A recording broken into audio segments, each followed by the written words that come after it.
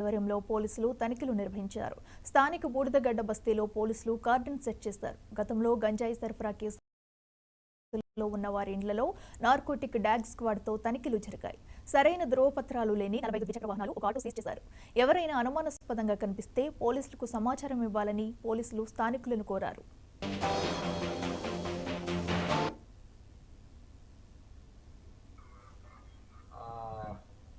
అట్లాగే మేము CIM rural CI గారు, నేను, అదేవిధంగా 5 ఎస్ఐలు,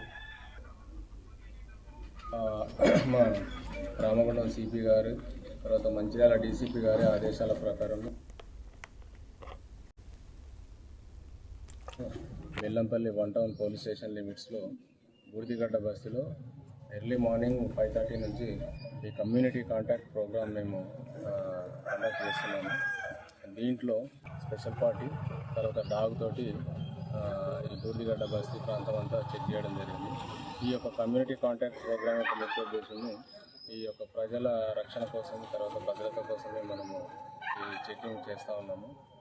ప్రతి నెల హౌజెస్ని ఈ గతంలో ఈ గంజాయి కన్జ్యూమర్స్ ఎవరైతే ఉన్నారో మేము కొంతమందిని ఐడెంటిఫై చేయడం జరిగింది.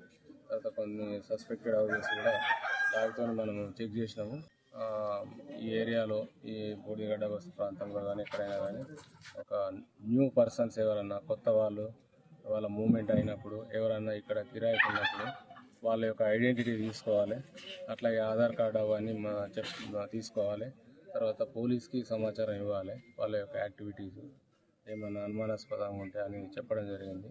అట్లాగే ఈ యొక్క గంజాయి యొక్క సమస్య, దాని యొక్క తీవ్రతను చెప్పి అట్లాంటిది కూడా ఎవరైనా అమ్మినా కానీ తర్వాత తాగినా కానీ అది ఒకరి ద్వారా ఒకరికి సమాజానికి అంతా చెడు చేస్తుంది. కాబట్టి ఎవరైనా కూడా సమాచారం ఇవ్వాలని మనము చెప్పడం జరిగింది. ఈ యొక్క